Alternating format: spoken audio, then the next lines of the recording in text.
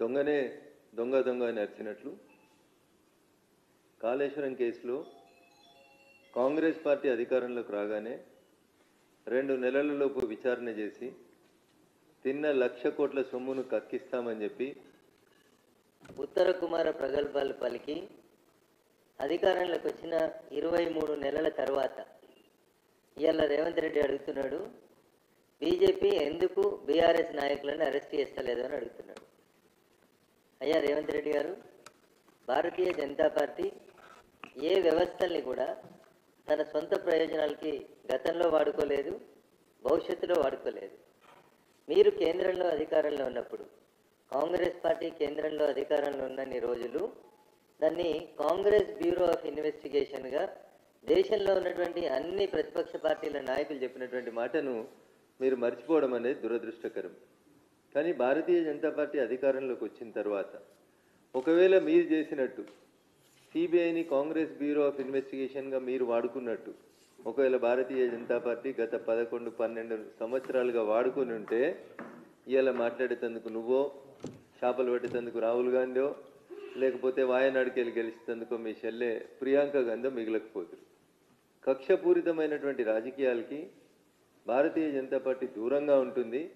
తప్పు చేసిన వాళ్ళని చట్టం తన పని తాను చేసుకొని పోవాలని కోరుకుంటుంది తప్ప మీరు అధికారంలో ఉన్నప్పుడు సిబిఐని దుర్వినియోగం చేసినట్టు మళ్ళీ చెప్తా ఉన్నా, ఒకవేళ భారతీయ జనతా పార్టీ సిబిఐని కానీ ఇతర ఏజెన్సీస్ని కానీ దుర్వినియోగం చేస్తే మీరు, మీ నాయకుడు రాహుల్ గాంధీ గారు, సోనియా గాంధీ గారు, మీ బావగారు అయినటువంటి రాబర్ట్ వాద్రా గారు, వీరితో సహా ఎవ్వరు కూడా ఇప్పటిదాకా బయట తిరిగేటోళ్ళు కాదు.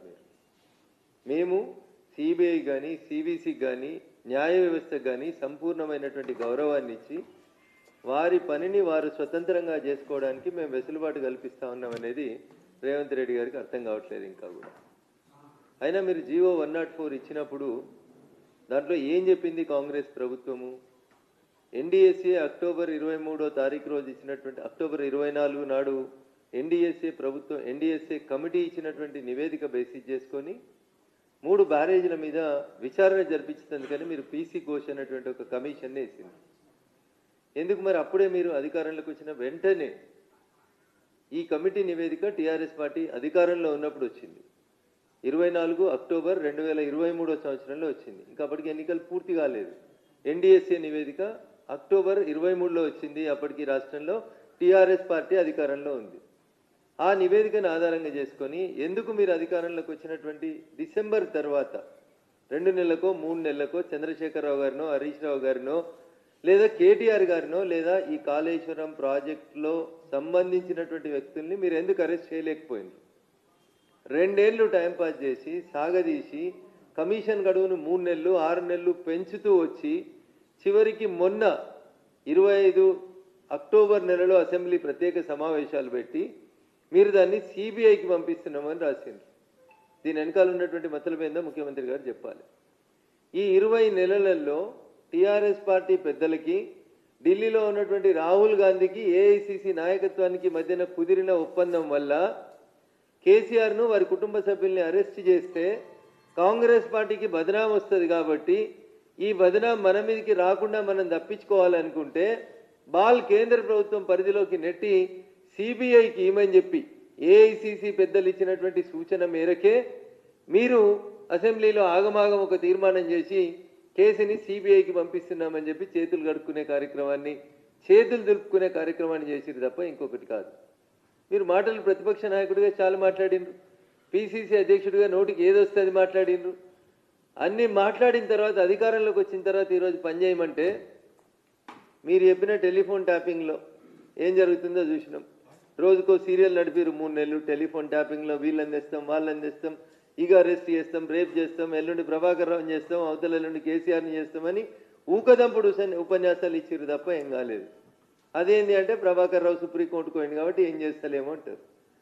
సుప్రీంకోర్టుకు పోయినటువంటి అనేక మంది ముద్దాయిల్ని ఇతర కేసులలో అరెస్ట్ చేసి తర్వాత పీటీ వారెంట్ కింద టెలిఫోన్ ట్యాపింగ్లో రిమాండ్ చేసింది ప్రభుత్వం. నిజంగా ప్రభుత్వానికి చిత్తశుద్ధి ఉంటే అధికారంలోకి వచ్చిన 22 నెలలు ఎందుకు టైం పాస్ చేసిరో ఒకసారి రేవంత్ రెడ్డి గారు చెప్పాలి. ఎవరు వద్దంటే ఆగిర్రు మీరు? ఈ రాహుల్ గాంధీ గారు మీ ఏఐసిసి నాయకత్వం సూచనల మేరకే టీఆర్ఎస్ పార్టీని మీరు అరెస్ట్ చేయలేదు, టీఆర్ఎస్ పార్టీ పెద్దల్ని మీరు అరెస్ట్ చేయలేదు తప్ప అక్కడ వేరే కారణాలు లేవు. ఎంత సిల్లిగా మాట్లాడతారు ముఖ్యమంత్రి గారు అంటే వారి స్థాయికి అది తగదు అని నేను చాలా స్పష్టంగా చెప్పదలుచుకున్నాను.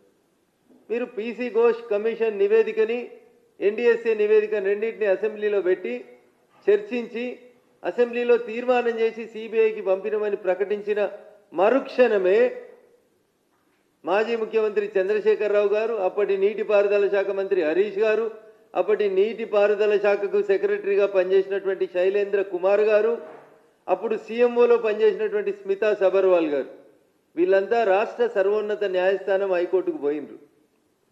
కేసీఆర్ గారి పిటిషన్ మీద, హరీష్ రావు గారి పిటిషన్ మీద, శైలేంద్ర కుమార్ ఘోష్ గారి పిటిషన్ మీద సిబిఐ విచారణను ఆపండి అని చెప్పి రాష్ట్ర హైకోర్టు తీర్పు ఇచ్చింది. ఇంకొక 2 వారాల తర్వాత మీ అడ్వకేట్ జనరల్ తోటి కౌంటర్ వేయమని చెప్పింది. ఈయనదాకా అడ్వకేట్ జనరల్ తోటి మీరు కౌంటర్ వేయించలే. హైకోర్టులో కేసీఆర్, హరీష్, శైలేంద్ర కుమార్ ఘోష్, స్మితా సబర్వాల్ వేసిన రిట్ పిటిషన్లను డిస్మిస్ చేయించలేదు. కోర్టు స్టే ఇచ్చినాక సిబిఐ ఎందుకు అరెస్ట్ చేస్తలేదు, ఎలక్షన్ల లోపల అరెస్ట్ చేస్తారా అని అడుగుతున్నారు. అరే మీరు ముఖ్యమంత్రి గారి ఆధీనంలో నేరుగా పనిచేసేటువంటి ACB daily reports to honourable chief minister of any state. ACB కేసులలో అరెస్ట్ చేయడం మీకు చేతనైతే లేదు. వారాలకు వారాలు, నెలలకి నెలలు అరవింద్ కుమార్ అనేటువంటి ఒక ఐఏఎస్ అధికారి అప్పుడు ఉన్నటువంటి మున్సిపల్ మంత్రి పంపించమంటే తాను నిధులను బదిలీ చేసినని చాలా స్పష్టంగా చెప్పిండు. తెల్లారి కేటీఆర్ని ఎందుకు అరెస్ట్ చేయలేదు? మీరేమో తప్పు చేసిన వాళ్ళని అరెస్ట్ చేసే దమ్ము ధైర్యం లేక, చేస్తే ప్రజలేమన్నా టీఆర్ఎస్కు సింపతి ఇస్తారేమో అనే భయంతో మీకు పనులు చేతగాక మీరు ఆపిరు తప్ప ఇవాళ వచ్చి కిషన్ రెడ్డి అరెస్ట్ చేస్తావా, రేవంత్ రెడ్డి అరెస్ట్ చేస్తావా, ఇట్లాంటి తెలివి తక్కువ మాటలు మాట్లాడడానికి నేను మీడియా ముందుకు రాలేదు. రేవంత్ రెడ్డి గారికి అధికారం ఉండొచ్చు ఏసీబీని అడ్డం పెట్టి అరెస్ట్ చేస్తుంది, కానీ కిషన్ రెడ్డి గారికి అరెస్ట్ చేసే అధికారం ఉండదు. భారతీయ జనతా పార్టీ చట్టాలని తన చేతుల్లోకి తీసుకొని ఎవరిని అరెస్ట్ చేయదు. అంతేందుకు నేను సూటి ఒక మాట అడుగుతున్న ముఖ్యమంత్రి గారిని, అసెంబ్లీలో సిబిఐకి ఇవ్వమని తీర్మానం చేసిన తర్వాత కేంద్ర హోంమంత్రిత్వ శాఖ దగ్గరకో ప్రధానమంత్రి దగ్గరకో ఓ క్యాబినెట్ డెలిగేషనో మీరో పోయి, సార్ ఇగో these are the facts, PC Ghosh commission నివేదికలో ఇవి వచ్చినాయి, గతంలో మీరు చెప్పిండ్రు కదా అవినీతిని సహించమని, వీళ్ళని అరెస్ట్ చేయండి సార్, సిబిఐకి ఇన్వెస్టిగేషన్ చేయండి, ఒక్క దరఖాస్తుని ఇచ్చిండా అన్న?